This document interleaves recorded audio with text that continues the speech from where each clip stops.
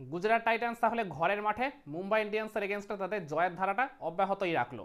সেই 2023 সাল থেকেই আহমেদাবাদের নরেন্দ্র মোদী স্টেডিয়ামে গুজরাট আর মুম্বাই পরস্পরের মুখোমুখি হচ্ছে।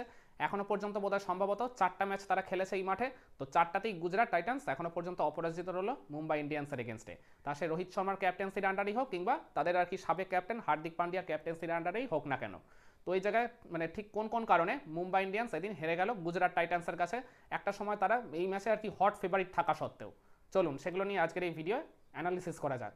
আমি প্রথমেই এই জায়গায় যে পয়েন্টটা তুলে ধরবো সেটা হচ্ছে গুজরাটের ওই ওপেনিং পার্টনারশিপ।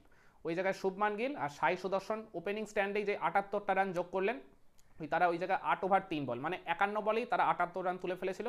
পার্টিকুলারলি দুজনেই ওই জায়গায় বিধ্বংসী ব্যাটিং করেছেন। শুভমান গিলকে ওই জায়গায় আলাদা করে ক্রেডিট দিতে হবে, তিনি 38 রানের একটা ঝোড়ো ইনিংস খেলেছেন। তো ওই জায়গায় তাদের ওপেনিং স্ট্যান্ডটাই আর কি তাদের ম্যাচের আর কি অনেক বড় একটা পজিটিভ টোনার হিসেবে কাজ করেছিল। আর এরপর আমি বলবো ডেফিনেটলি ওই তার পরের উইকেটে জস বাটলার আর ওই সাই সুদর্শনের মধ্যে যে 51 রানের পার্টনারশিপটা গড়ে উঠলো, ঠিক মনে হলো শুভমান গিল আর সাই সুদর্শন যেখান থেকে মানে আর কি তারা শেষ করলেন ওই জায়গা থেকে আর কি জস বাটলার মানে ইনিংসটা মানে ওখান থেকে স্টার্ট করে একবারে একটা আর কি ফায়ারি ইনিংস ডেলিভার করলেন। আর শুধু নিজেই আর কি 39 রানের বিস্ফোরক ইনিংসটা খেলেনি, ওই সুদর্শনকে সাথে নিয়ে 50+ রানের পার্টনারশিপটাও গড়ে দিয়ে গেছিলেন। তো যার জন্য কিন্তু গুজরাটের রানটা তখন ওই 14 ওভারের শেষেই 130-এর কাছাকাছি পৌঁছে গেছিল। আর এই দিনের খেলাটা কিন্তু ওই লাল মাটির উইকেটে হয়নি, হয়েছে কালো মাটির কিছুটা স্লোইশ নেচারের উইকেটে। তারপরেও গুজরাট টাইটান্সের ব্যাটাররা যেভাবে আর কি ডমিনেট করেছেন মুম্বাইয়ের বোলারদের এগেনস্টে, মানে তাতে করে কিন্তু দেখে সেটা একেবারেই মনে হয়নি। তো ডেফিনেটলি আমি এই জায়গায় জস বাটলার আর সাই সুদর্শনের ওই 51 রানের ঝোড়ো পার্টনারশিপটাও এই জায়গায় আমি তুলে ধরবো মানে মুম্বাইয়ের হারের অন্যতম বড় কারণ হিসেবে। আর এছাড়া জস বাটলারের ওই 24 বলে 39 রানের ঝোড়ো ইনিংসটাও আমাকে এই জায়গায় প্রশংসা করতে হবে। তার ইনিংসটার জন্যই মূলত আর কিন্তু এই পার্টনারশিপটা গড়ে উঠেছিল, মানে 51 রানের মধ্যে 39টা রানের কন্ট্রিবিউশনই এই জস বাটলারের ব্যাট থেকে এসছে, সিংহভাগ কৃতিত্ব তারই। আর এরপরে যে কারণটা আমি বলবো সেটা হচ্ছে সাই সুদর্শনের ওই দায়িত্বশীল ইনিংস।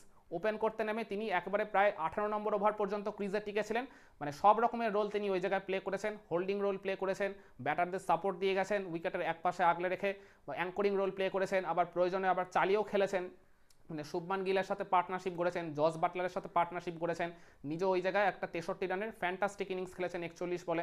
তো সব মিলিয়ে ওই সাই সুদর্শনের ওভারঅল ওর ব্যাটিং রোলটার এই জায়গায় প্রশংসা করতেই হবে। তো মুম্বাইয়ের হারের জন্য ওই জায়গায় সাই সুদর্শনের এই ব্যাটিং কন্ট্রিবিউশনটা কিন্তু অনেক বড় একটা দায়ী বলে আমি মনে করি। আর এরপর আমাকে ডেফিনেটলি বলতে হবে মুম্বাই ইন্ডিয়ান্সের ওই ব্যাটিংয়ের শুরুতে তাদের দুই opener Rohit Sharma, Ryan Rickelton, এই দুজনের উপর অনেক ভরসা মুম্বাইয়ের টিম ম্যানেজমেন্টের। দুজনেই বিধ্বংসী মেজাজে ব্যাটিং করতে পারেন, কিন্তু দুজনের কেউই একটা আর কি বড় ইনিংস ডেলিভার করতে পারলেন না, দুজনেই সিঙ্গেল ডিজিট আউট হয়ে গেলেন। তো ডেফিনেটলি এটা কিন্তু মুম্বাইকে ম্যাচের শুরুতেই বা তাদের ইনিংসের শুরুতেই অনেকটা কিন্তু ছিটকে দিয়েছিল বা ব্যাকফুটে ঠেলে দিয়েছিল।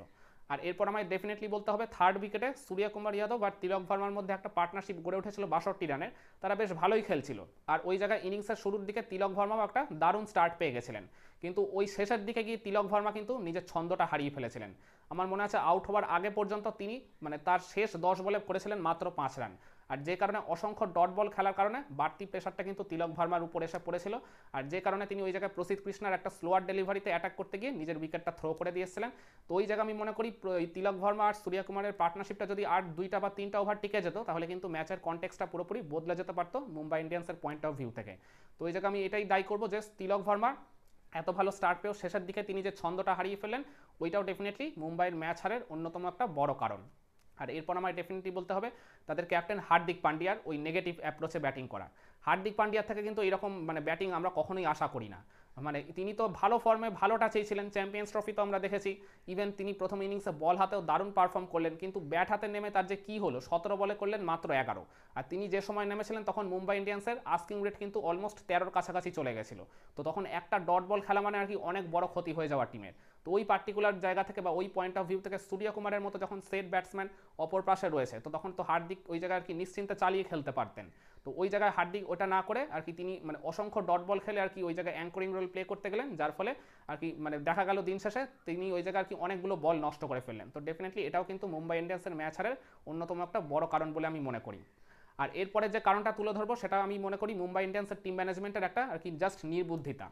রবিন মিন্সকে হার্দিক পান্ডিয়ার আগে তারা আর কি ব্যাটিং করতে পাঠালো, কারণ ওই left hand right hand combination যাতে ক্রিজে বজায় থাকে।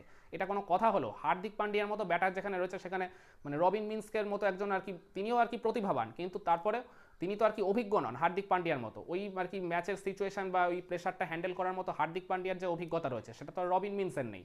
তো রবিন মিন্সকে আর কি আগে আর কি পাঠাতে গিয়ে ওই জায়গায় আর কি তিনি মানে ওই জায়গা আমি বলবো তিনি বলতে গেলে ওই মানে ম্যাচের সিনারিও বা আর কি মুম্বাই ইন্ডিয়ান্সের যে মোমেন্টাম ছিল সেটা পুরোপুরি নষ্ট করে দিয়েছেন।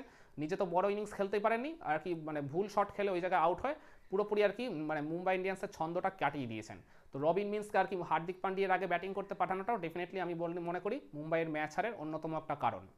আর এরপর আমায় ডেফিনেটলি বলতেই হবে ওই প্রসিদ্ধ কৃষ্ণার ওই দুরন্ত 4টা ওভার, ওই 4 ওভারের এক স্পেলেই তিনি উলটপালট করে দিলেন মুম্বাই ইন্ডিয়ান্সের ব্যাটিং অর্ডারকে। ওই জায়গায় আর কি তার করা পার্টিকুলারলি মুম্বাই ইন্ডিয়ান্সের ইনিংসের ওই 12 আর 16 নম্বর ওভারটা, এই দুইটা যে অসাধারণ ওভার তিনি করলেন, প্রত্যেক ওভারে মাত্র 2 রান করে খরচ করে 2 সেট ব্যাটারকে তুলে নিলেন, প্রথমে তিলক ভার্মা আর তারপর সূর্যকুমার যাদব। তো বলতে গেলে মুম্বাই ওইখান থেকে যে জয়ের স্বপ্ন তাদের ছিল, ওই স্বপ্নে প্রসিদ্ধ কৃষ্ণা এসে কফিনে শেষ পেরেকটা পুঁতে দিলেন। তো এই প্রসিদ্ধ কৃষ্ণার ডেফিনেটলি ওই 4টা ওভারের দুরন্ত স্পেল বা পার্টিকুলারলি 12 আর 16 নম্বর ওভারটাও কিন্তু মুম্বাই ইন্ডিয়ান্সের ম্যাচ হারের সবচেয়ে বড় কারণ বলে আমি মনে করি। আমার কাছে মনে হয় এই পার্টিকুলার রিজনগুলোর জন্যই মুম্বাই ইন্ডিয়ান্স ম্যাচে দীর্ঘ একটা সময় পর্যন্ত ভালো মতো লড়াই করার পরেও শেষ পর্যন্ত তারা গুজরাটের কাছে হেরে গেল। একমত হবেন আমার এই পয়েন্টগুলো নিয়ে, নাকি আপনারা মনে করেন মুম্বাইয়ের হারের পিছনে আরও অন্য কোনো কারণ ছিল? কমেন্টে জানান।